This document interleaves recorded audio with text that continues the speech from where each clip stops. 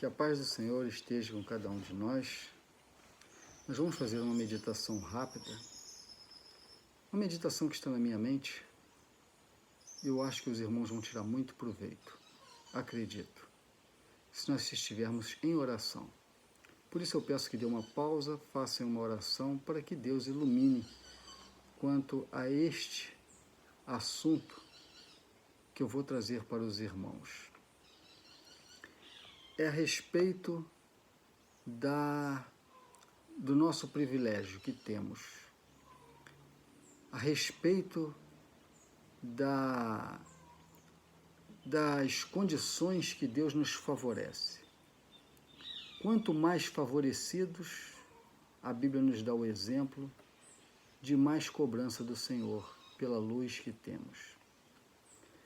Abaixo de Moisés e Arão, Nadab e Abiú eram os mais preeminentes em Israel. Estavam no Monte Sinai, na presença de Deus, junto com outros escolhidos. Enquanto o povo tinha que ficar afastado do Monte Sinai devido à presença de Deus. Essa preeminência não justificaria banalizar qualquer coisa que fosse sagrado. E assim nos fala que tinham sido honrados de modo especial pelo Senhor, tornando-se permitidos, juntamente com os 70 anciãos, verem sua glória no monte. Sua transgressão não deveria, entretanto, desculpar-se ou ser considerada levianamente, porque tiveram na presença de Deus. Tudo isto tornava mais ofensivo ao Senhor. Quanto mais favorecimento Deus nos concede, mais responsáveis somos de dar verdadeiro testemunho de lealdade à luz que o Senhor nos tem concedido. Se negligenciarmos, aqui está a história de Nadab e Abiú, que vem ser para nós um alerta para que nós sejamos zelosos com as coisas sagradas do Senhor. Ninguém se engane com a crença de que uma parte dos mandamentos de Deus não é essencial. Que ninguém se engane. Todos os mandamentos de Deus são para ser retamente obedecidos. Se eu tenho consciência que Deus deseja daquela maneira, temos que ser fiel nas pequenas coisas, nas pequeninas coisas. Senão Satanás toma proveito e nós daqui a pouco estamos transgredindo muitas outras coisas que nunca acreditaríamos que iríamos transgredir.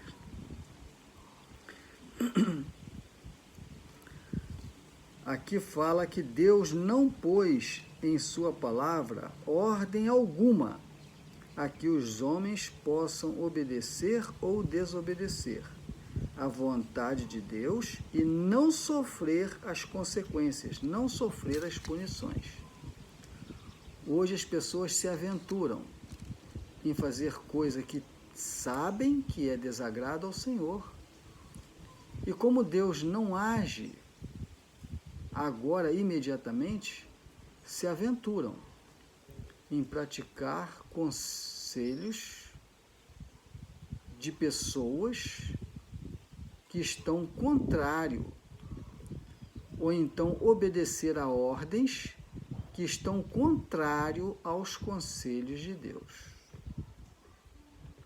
Se os homens escolhem qualquer outro caminho que não o da estrita obediência, acharão que o fim deles são caminhos de morte. No fim, onde já não vai mais ter oportunidade de se arrepender, vão lamentar por estar perdidos para sempre. Mais embaixo fala que o Senhor queria ensinar ao seu povo, nos tempos vindouros, a conhecer a sua justiça, conhecer que em seus corretivos há bondade, e para que eles também temessem e não embalassem em seus privilégios, que Deus amenizaria seus erros, passando por alto, e no dia do juízo estarem sendo introduzidos no céu com algum pecado não confessado. Havia em Israel aqueles a quem o aviso deste terrível juízo de Nadab e Abiú preservaria de contarem tanto com a paciência divina que por sua vez selassem, enfim, o seu próprio destino. Então, esse exemplo foi deixado para que nós não selássemos os nossos destinos para a perdição, que nós não nos embalássemos no favorecido estado que talvez Deus nos conceda. Nós devemos preservar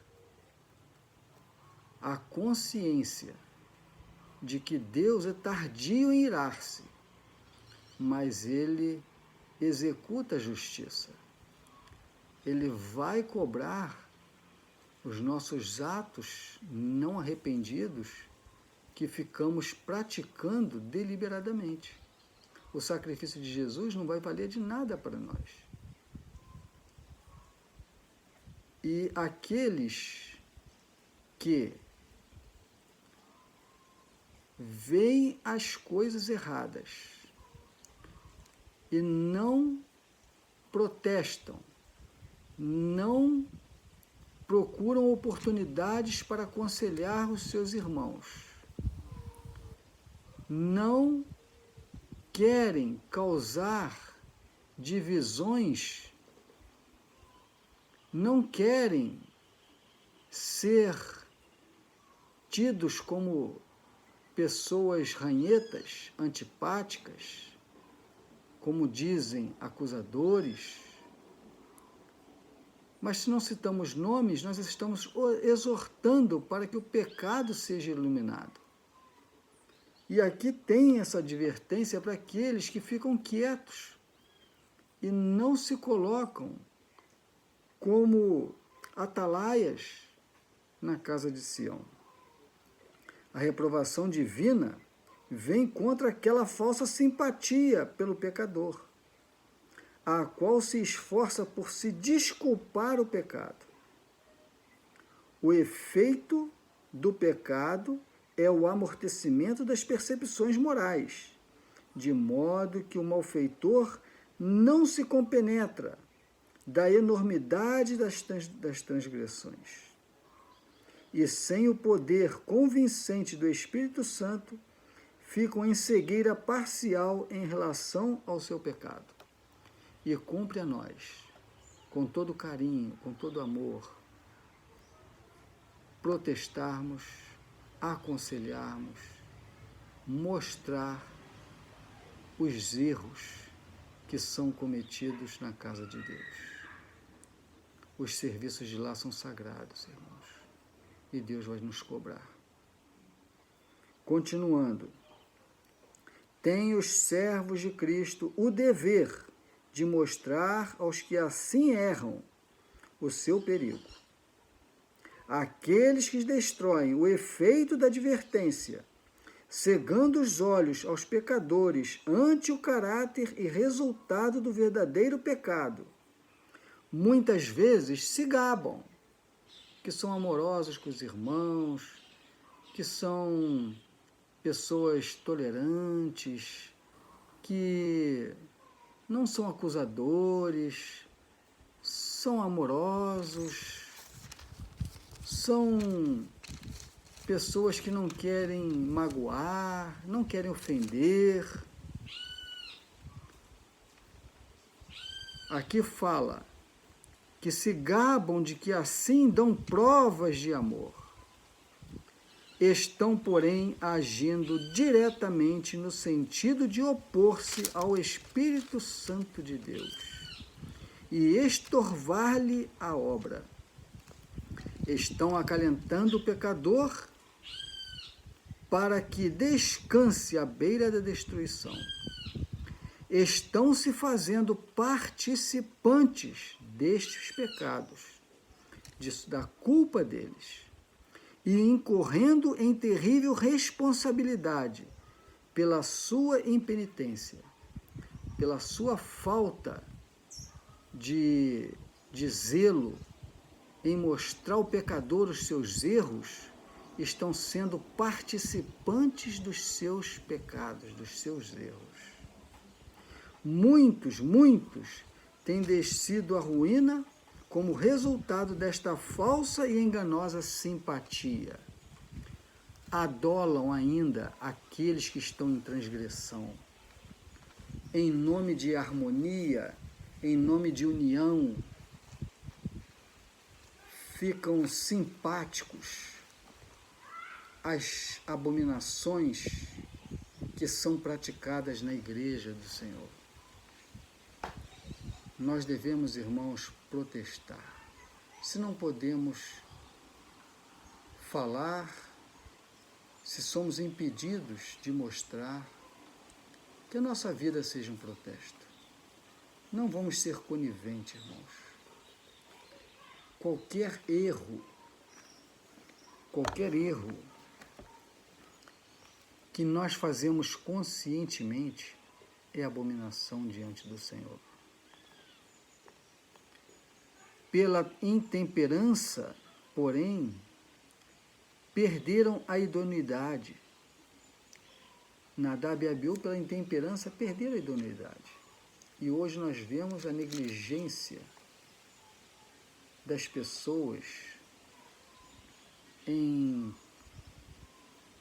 não praticar os conselhos que essa igreja promove de saúde, e pela sua intemperança cometem coisas abomináveis, acreditando que estão certos. Porém, Deus não vai ter como ignorantes, porque eles têm a luz. Nós temos a luz. A mesma obrigação que tinha Nadab e Abiú repousa sobre todo seguidor de Cristo. Todos os que ocupavam posição de responsabilidade sagrada na igreja deviam ser homens de estrita temperança, para terem a mente clara, a fim de discernirem entre o reto e o que não é, para terem firmeza no princípio e sabedoria para admoestar justiça e mostrar misericórdia. Aqui está falando, irmãos, que nós nunca devemos acreditar que Deus vai desconsiderar qualquer pequena coisa que estamos fazendo que está em desconformidade com a vontade de Deus. Olha o que diz a palavra. Deus não pôs em sua palavra ordem alguma a que os homens possam obedecer ou desobedecer à sua vontade e não sofrer as consequências. Se os homens escolhem qualquer outro caminho que não o da estrita obediência, acharão que o fim deles são o caminho de morte. Muitos, queridos, vão um dia dizer: a cega passou, findou-se o verão e nós estamos perdidos. Lamentável. Vamos nos despertar, irmãos, antes que seja tarde demais. Estamos vendo ordens hoje de líderes que estão contra os conselhos de Deus, nos fazendo respirar ar impuro, sendo que os conselhos de Deus sobre saúde fala que devemos respirar ar puro.